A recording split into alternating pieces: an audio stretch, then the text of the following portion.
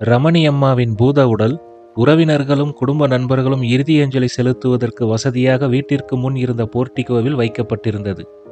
கோவை நகரின் முக்கிய பிரமுகர்கள், மருத்துவர்கள், அரசியல் தலைவர்கள் அனைவரும் வரிசையாக வந்த வண்ணம் இருந்தனர். வந்தவர்கள் அனைவரும் மோகனிடம் துக்கம் விசாரித்துக் கொண்டிருந்தனர். அந்த இடம் முழுவதும் ரோஜா, செவ்வந்தி, பிச்சிப்பூ, மல்லிகை, சம்பங்கி பூக்களின் கலவையான வாடை வீசிக்கொண்டிருந்தது. ரமணியம்மாவின் தலைக்கு அருகே ஒரு ஓரத்தில் மைத்ரேயையும் மருமகள் சண்மதி மற்றும் மோகனின் மகன் நிரஞ்சன் அமர்ந்து கொண்டிருந்தனர். ஃப்ரீசர் பாக்ஸிற்கு சற்று தள்ளி நின்று கொண்டிருந்தார் மோகன். அவருக்கு பின்னால் ஒரு ஓரமாக நின்று கொண்டிருந்தார் டாக்டர் தயாளன். அவருக்கு அருகில் நின்று கொண்டிருந்தார்கள் காயத்ரியும் விஜிதாவும். அப்போது அங்கு வந்தான் பரத். அவனை பார்த்த மோகனின் முகத்தில் ஒருவித பயம் கலந்த அதிர்ச்சி தெரிந்தது. பரத் ஒரு மஞ்சள் நிற டி-ஷர்ட்டும் பிரவுன் நிற காட்டன் பேண்ட்டும் உடுத்தியிருந்தான். டி-ஷர்ட்டும் காட்டன் பேண்ட்டுமாக வந்த பரத் பார்ப்பதற்கு ஒரு காலேஜ் ஸ்டூடெண்ட் போல தெரிந்தான். நேராக ரமணி அம்மாவின் உடலுக்கு அருகில் வந்து அவருடைய பாதத்தின் அருகில் மாலையை வைத்துவிட்டு கும்பிட்டான். பிறகு மோகனை பார்த்து கிண்டலாக, இந்த மாலை ஊதுபத்தியாவது சொந்த காசுல வாங்கினதா இல்ல அதுவும் ட்ரஸ்ட் அக்கவுண்டா என்று மெலிதான ஒரு சிரிப்புடன் கேட்டான். மோகனுக்கு உண்மையிலேயே அப்போதுதான் ஓவென்று அளவேண்டும் போல இருந்தது. சிரித்துக்கொண்டே அங்கிருந்து சென்ற பரத்தை ஒரு பெரியவர் தடுத்து நிறுத்தினார். தம்பி, துக்கம் நடந்த வீட்டுல சிரிக்கக்கூடாது. உங்களை பார்த்தா படிச்ச ஒரு மாதிரி தெரியுது. ஐயா கைய பிடிச்சி துக்கம் விசாரிச்சுட்டு போறதுதான் இறந்தவங்களுக்கு செய்கிற மரியாதை என்றார். ஆஹா, நான் ரமணியம்மா கிட்டேயே நேரடியா துக்கம் விசாரிச்சுக்கிறேன் என்று கிண்டலாக கூறிவிட்டு அங்கிருந்து நகர்ந்தான் பரத்.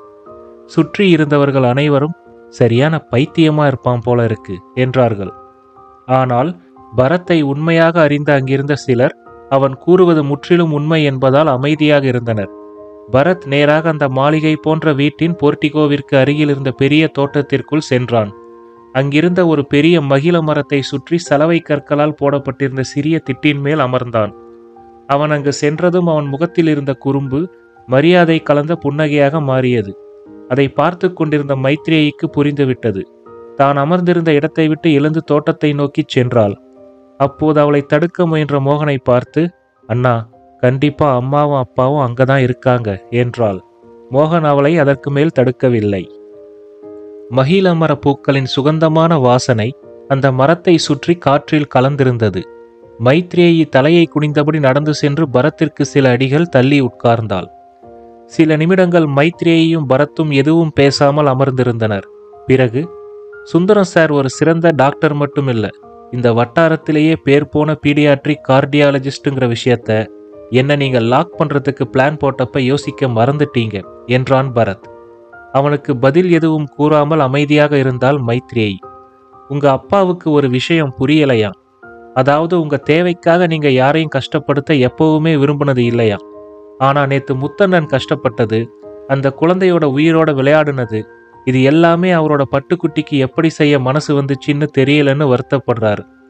அந்த குழந்தை இறந்து அந்த பாவம் உங்களுக்கு வரக்கூடாதுன்னு தான் உங்க அப்பா உங்க அம்மாவை விட்டு வேற வழி இல்லாம விலகி வந்தாரு. அவருக்கு உதவி பண்ணத்தான் உங்க அம்மாவும் நேத்தே இறக்க வேண்டிய சூழ்நிலை உருவாகிடுச்சு. இல்லைன்னா அவங்க இன்னும் கொஞ்ச நாள் கோமாலேயே இருந்திருப்பாங்க. இதை கேட்ட அடுத்த நொடி குற்ற உணர்ச்சியில் தன்னிலை இழந்து, ஐயோ அம்மா, என்னை மன்னிச்சிடுமா, எனக்கு வேற வழி இல்லாம இப்படி பண்ணிட்டேன், சாரிம்மா, சாரிப்பா, ஐயோ அம்மா, நானே உன்னை கொன்னுட்டனே என்று தரையில் மண்டியிட்டு கதற ஆரம்பித்தாள் மைத்ரேயி. அவளுடைய அழுகுரல் கேட்டு மோகனும் சிலரும் தோட்டத்திற்கு ஓடி வந்தனர். ஒரு சிலர் பரத் ஏதோ செய்து விட்டான் என்று நினைத்து அவன் மீது பாய்ந்தனர். மோகன் பதறியபடி, அவரை விடுங்க, அவர் மேலிருந்து கையை எடுங்க என்றார். மைத்ரேயி கதறி அழுது கொண்டிருந்ததை பார்த்து செய்வதறியாமல் நின்று கொண்டிருந்த மோகனிடம் சென்ற பரத், சீக்கிரம் தகனம் பண்ணிட்டா உங்க அம்மாவுக்கு உங்க அப்பா கிட்ட நெருங்கிறதுல எந்த பிரச்சனையும் இருக்காது என்று கூறிவிட்டு அங்கிருந்து வெளியேறினான். மெதுவாக கண்களை துடைத்து கொண்ட மோகன் அடுத்து ஆக வேண்டிய காரியங்களை மலமளவென்று கவனிக்கத் தொடங்கினார். அங்கிருந்து கிளம்பிய பரத் நேராக ஃபேக்டரிக்கு சென்று கேன்டீனில் முத்தண்ணனை சந்தித்தான். எப்படின்னு இருக்கு உடம்பு? லேசா தலை கிருகிருன்னு இருக்கு. நீங்க சொன்ன மாதிரியே கண்ணும் கொஞ்சம் மங்களா தெரியுது. நாளைக்கு எல்லாம் சரியா போயிடும். இனிமே எல்லாமே சரியாகிடும் என்றான் சிரித்துக்கொண்டே. அதன் பிறகு நேராக ஃபேக்டரி ஆபீஸிற்குள் சென்றவன் சுபாவை சந்தித்தான். அப்பாவும் பிரணவும் எங்க? ரவுண்ட்ஸ் போயிருக்காங்கடா. அது என்னமோ பொழுதனைக்கும் பிரணவ்னுக்கிட்டே இருக்காரு உங்க அப்பா. அவனும் இவர் கண்ணை மூடிக்கிட்டு கிணத்துல குதிக்க சொன்னா கூட குதிப்பான் போல இருக்கு. இதை கேட்டு சிரித்து கொண்டிருந்தான் பரத். அப்போது, நீ மட்டும் என்ன, பொழுதனைக்கும் ரமா ரமான்னு கூப்பிட்டுக்கிட்டே தானே இருக்க என்றபடி வந்தார் ஸ்ரீதரன். பரத்தை பார்த்த பிரணவ், என்ன சார் சீக்கிரம் வந்துட்டீங்க என்றான். அப்போது சுபா, டேய் பிரணவ், உனக்கும் அவனோட வயசு தான் ஆகுது. நீ வா போன்னு கூப்பிட்டுக்கிட்டு அவன் கூட ஃப்ரெண்ட்லியா இருக்கலாம்ல, அதென்ன எப்ப பார்த்தாலும் சார் மோர்னு கூப்பிட்டுக்கிட்டு என்றாள். விடுங்கம்மா, அவனுக்கு எப்ப அப்படி கூப்பிடும்னு தோணுதோ அப்ப கூப்பிடட்டும் என்றான் பரத். அதில்லடா, உங்க அப்பாவை அவனும் அப்பான்னு தான் கூப்பிடுறான், என்னையும் அம்மானு தான் கூப்பிடுறான், உனக்கு மட்டும் என்ன அவ்வளவு ரெஸ்பெக்ட் என்றாள் சுபா சிரித்து கொண்டே.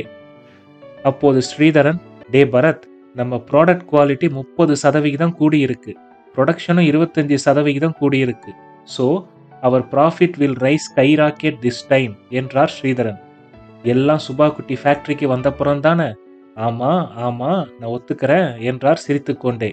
அப்புறம் இன்னைக்கு பிரணவ் ஒரு யோசனை சொல்லிக்கிட்டு இருந்தான். நம்ம மேனேஜருக்கும் அது சரின்னு தோணுதான். என்னப்பா அது? அதாவது நம்ம கிட்ட மொத்தம் 3 ஃபர்னேஸ் இருக்கு, எல்லாமே பிளாஸ்ட் ஃபர்னேஸ். அதை எலக்ட்ரிக் ஃபர்னேஸா மாத்துனா நல்லது தானே? சில வினாடிகள் யோசித்த பரத், ஆமாப்பா, உலகம் பூரா நிலக்கரி உபயோகத்தை குறைக்க சொல்லி போராட்டம் நடந்துகிட்டு இருக்கு. அதே மாதிரி இந்த நிலக்கரி கோக்கும் அடிக்கடி விலை கூடத்தான் செய்யுது. அதனால கிரீன் எனர்ஜிக்கு மாறுறது நல்ல யோசனை தான். ஆனா முதல்ல ஒரு ஃபர்னேஸை எலக்ட்ரிக்கா மாத்துங்க, செட்டான பிறகு அடுத்த 2ஐயும் மாத்திக்கலாம். எப்படி 2023ல கிரீன் எனர்ஜிக்கு மாறினா மானியம் கிடைக்க கூட வாய்ப்பு இருக்கு. குட் ஐடியா பிரணவ் என்றான். சரிங்க, இந்த வருஷம் லாபத்துல 20% தொழிலாளிகளுக்கு போனஸா கொடுத்துடுங்க என்ற சுபாவை பார்த்து, உத்தரவு எஜமானி அம்மா என்றார் ஸ்ரீதரன். அப்படியே ஒரு பெரிய இன்னோவா கார் வாங்கிடுங்க, அப்பதான் எல்லாரும் ஒன்னா ஃபேக்டரிக்கு வந்து போறதுக்கு சௌகரியமா இருக்கும் என்ற சுபாவை பார்த்து, வேணாமா, நாம நம்ம கார்ல வரலாம், பிரணவும் அவங்க அம்மாவும் இனிமே என்னோட கார்ல வரட்டும் என்றான் பரத். இதை கேட்டவுடன் பிரணவிற்கு மிகவும் மகிழ்ச்சியாக இருந்தது. ஆனால் ஸ்ரீதரனிற்கும் சுபாவிற்கும் பரத் பொறாமையால் பாராபட்சம் பார்ப்பதை போல தோன்றியது. அதே நேரத்தில் நார்வே நாட்டிற்கு அருகில் நார்வேஜியன் கடற்பகுதியில் தனியாருக்கு சொந்தமான ஒரு தீவில் வந்திறங்கிய ஒரு பிரைவேட் விமானத்திலிருந்து இறங்கினார் சுரேஷ். விமானத்தை விட்டு இறங்கி ஒரு பெரிய சொகுசு காரில் ஏறினார். அவருக்கு பின்னால் வந்த இன்னொரு காரில் விமானத்திலிருந்து சில சர்வர்களையும் ஹார்ட் டிஸ்குகளையும் இறக்கி ஏற்றி கொண்டிருந்தார்கள். அந்த 2 கார்களும் மெதுவாக புறப்பட்டு அந்த விமான ஓடுதளத்தை விட்டு கிளம்பியது. ஒரு அரை மணி நேரம் கழித்து தனியாருக்கு சொந்தமான நிலப்பகுதியில் உள்ள ரோட்டின் வழியாக பயணப்பட்டு முடிவில் ஒரு ஆள் நடமாட்டமே இல்லாத பெரிய ஏரிக்கு அருகில் நின்றது அந்த கார். அதிலிருந்து இறங்கிய சுரேஷ் நேராக அந்த ஏரிக்கு அருகில் இருந்த ஒரு போட் ஹவுஸிற்குள் நுழைந்தார். அங்கிருந்த ஒரு சிறிய அறைக்குள் நுழைந்து அங்கிருந்த ஒரு விசையை அழுத்தினார். அந்த சிறிய அறை மெதுவாக தரைக்கு கீழே பயணிக்கத் தொடங்கியது. சில நிமிடங்களுக்கு பின் அந்த அறை கதவை திறந்து கொண்டு வெளியில் வந்த சுரேஷ் அந்த ஏரிக்கு கீழே ஏங்கிக் கொண்டிருந்த 1/2 கிலோமீட்டர் சுற்றளவு கொண்ட ஒரு பெரிய விஞ்ஞான கூடத்தின் நுழைவு வாயிலில் நின்று கொண்டிருந்தார்.